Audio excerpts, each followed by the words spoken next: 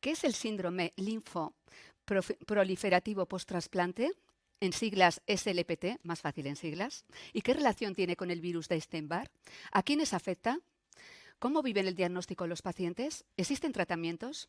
A estas preguntas y muchas más vamos a dar respuesta esta tarde. Bienvenidas, bienvenidos a la jornada Dando Voz al SLPT. Un espacio de diálogo muy necesario, organizado por Pierre Fabre, para dar a conocer y sensibilizar sobre esta enfermedad. Me presento, soy Marta Fernández Rivera, periodista especializada en salud, y es un verdadero placer compartir con todas las personas que ya estáis conectadas, muchísimas gracias, y con estos fantásticos ponentes que me acompañan y que os voy a presentar a continuación.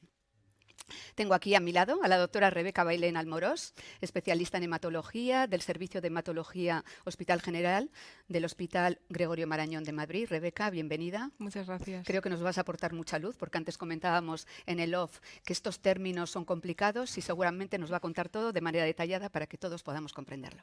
A su lado está Rosa Gómez, psicóloga de la FENET, Federación Nacional de Enfermos y Trasplantados Hepáticos. Hola, Rosa.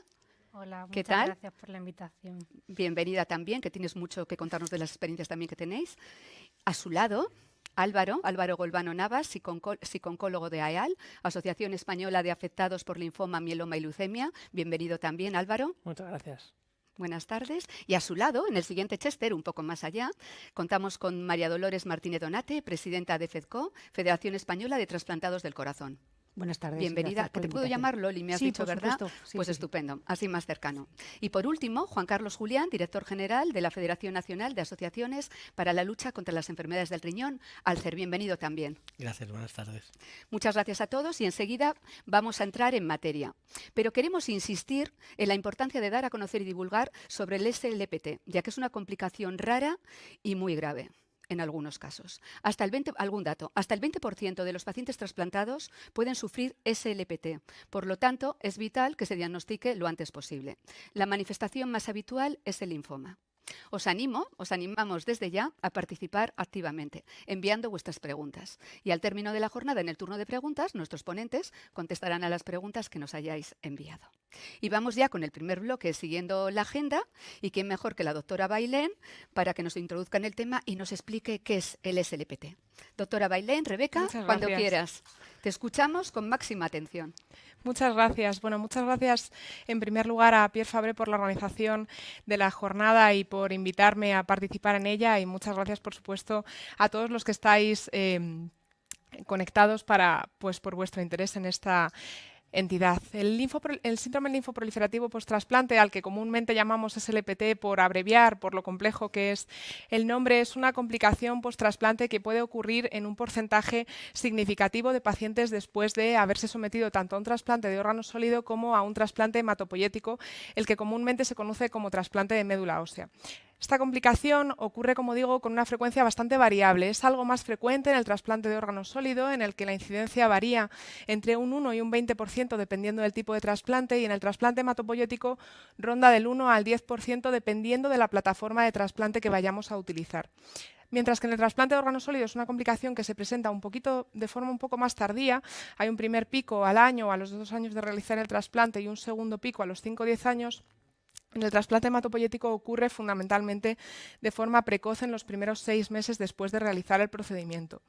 Y los factores de riesgo difieren también un poco entre el trasplante de órgano sólido y el trasplante hematopoyético, pero hay que tener en cuenta que en ambos tipos de trasplante al final esta entidad está relacionada fundamentalmente con la gran inmunosupresión a la que están sometidas los pacientes. Cuanto más inmunosupresión se requiera, porque el tipo de órgano que vamos a trasplantar lleva una mayor carga de sistema inmunitario propio que hace que la inmunosupresión sea mayor, pues mayor va a ser el riesgo, de tal forma que va a ser más frecuente, por ejemplo, en el trasplante intestinal o en el pulmonar que en otros tipos de trasplante, pero también siendo estos trasplantes mucho menos frecuentes que el trasplante cardíaco, el renal o el hepático, pues finalmente la incidencia, la prevalencia, mejor dicho, va a ser mayor en estos tipos de trasplante que sí son más mayoritarios. Y en el trasplante hematopoyético Asimismo, los factores de riesgo se van a relacionar fundamentalmente con la carga de inmunosupresión que requiera el paciente. Y esto también es algo a tener en cuenta.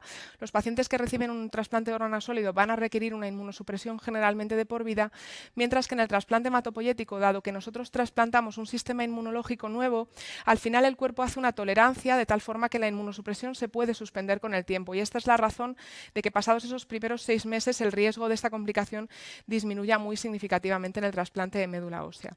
Y hay otro factor muy importante relacionado con el desarrollo de esta enfermedad, que es la infección por el virus de Epstein-Barr, puesto que la mayor parte de síndromes linfoproliferativos post-trasplante van a estar relacionados con una reactivación de este virus.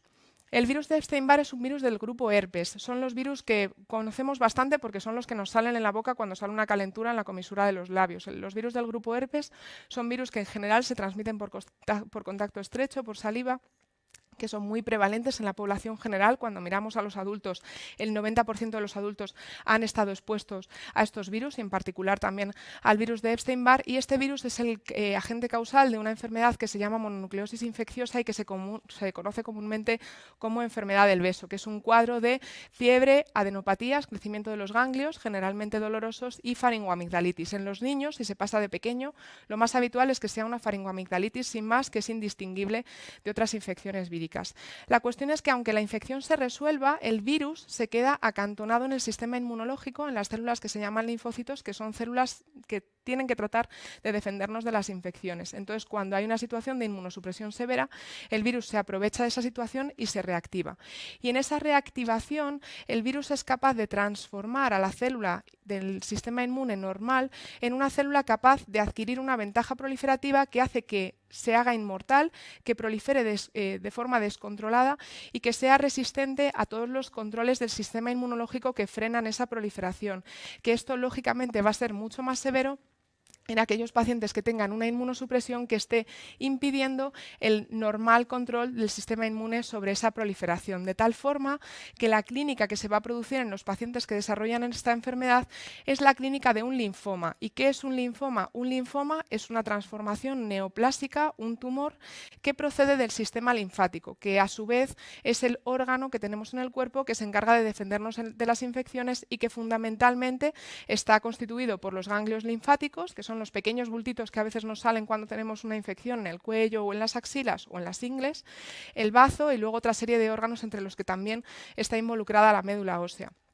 Los síntomas que pueden tener los pacientes una vez que desarrollan este linfoma, pues fundamentalmente son síntomas generales, fiebre, sudoración nocturna, que en muchos casos obliga a los pacientes a cambiar las sábanas de todo lo que sudan, pérdida de peso y luego aparición de adenopatías. Lo más habitual es que un paciente que ya está trasplantado por lo que sea, aparezca en la consulta con un bultoma, decimos, en alguna localización, habitualmente el cuello o en las axilas, lo más habitual.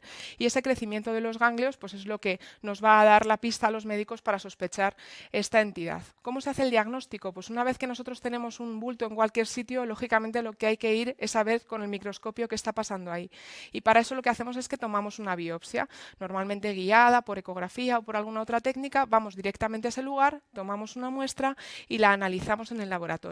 Y eso, que nos va a dar el diagnóstico definitivo, esa anatomía patológica, se va a acompañar de un estudio de estadiaje que vamos a realizar con el objetivo de identificar en qué más sitios está localizado el linfoma, puesto que en muchas ocasiones está diseminado por varios sitios, lo cual no necesariamente implica un peor pronóstico. Y una vez que tenemos ese diagnóstico hecho, tenemos que utilizar algún tipo de tratamiento para tratar de eliminarlo, puesto que esta enfermedad de forma descontrolada pues potencialmente puede ser mortal. Entonces, como hemos dicho, el principal problema que tienen los pacientes que desarrollan esta entidad es el grandísimo grado de inmunosupresión al que están sometidos, de tal forma que el pilar fundamental va a ser tratar de reducir la inmunosupresión en lo posible para dejar al sistema inmunológico libre que pueda controlar esta proliferación del linfoma. Sin embargo, en el trasplante hematopoyético esto será posible en algunas ocasiones, pero en el trasplante de órgano sólido es muy difícil poder suspender la inmunosupresión del todo, puesto que esto haría que el cuerpo rechace el órgano que hemos trasplantado y de ahí que se busque el mínimo grado de inmunosupresión, pero buscando siempre también no provocar un rechazo de un órgano que obviamente era vital porque justo por eso se ha hecho el trasplante. Entonces nos ayudamos de dos estrategias para tratarlo. Uno es un agente inmunoterápico que va dirigido directamente frente a los linfocitos y que se llama rituximab. Ese anticuerpo elimina a los linfocitos infectados y eso se combina con quimioterapia. Pero pensad que tenemos que administrar quimioterapia a pacientes que muchas veces ya están muy comprometidos por su propio trasplante. Y en el trasplante hematopoyético, en el trasplante de médula ósea, tendremos que tratar de suspender la inmunosupresión si se puede, utilizar también el rituximab, pero lamentablemente no se puede administrar quimioterapia, puesto que esto haría un daño muy importante sobre la médula ósea y eliminaría completamente al injerto, lo cual es limitante. De esta forma, los pacientes que no responden a estas estrategias, que no responden o que progresan, tienen un pronóstico muy malo. Esta curva que os pongo aquí es una curva de supervivencia. Podéis ver el tiempo y cómo van los pacientes que no responden en la línea azul o los pacientes que no se tratan en la línea verde. Y como veis, los pacientes que no responden tienen una probabilidad de supervivencia a 100 días muy baja, de solo un 20%, de tal forma que este es un escenario huérfano para los médicos. Es una necesidad no cubierta, puesto que es un escenario de muy alta mortalidad y sobre un paciente que lamentablemente ya lo ha pasado muy mal y que es muy frágil. Así que como mensajes para llevaros a casa, decir que esta es una complicación infrecuente que ocurre tras un procedimiento que también es infrecuente, por tanto es una enfermedad huérfana, que la razón por la que se desarrolla es la incapacidad del sistema inmunológico para controlar esta replicación del virus de Epstein-Barr, que la clínica y el diagnóstico son comunes a los de otros linfomas y que el tratamiento va a consistir en retirar la inmunosupresión y administrar combinaciones de tratamiento que eliminen a las células infectadas siempre que el paciente responda y lo pueda tolerar, pero que en los pacientes refractarios el pronóstico es muy malo y gracias a la terapia celular parece que por fin vamos a poder mejorar el pronóstico en estos pacientes. Muchísimas gracias por vuestra atención.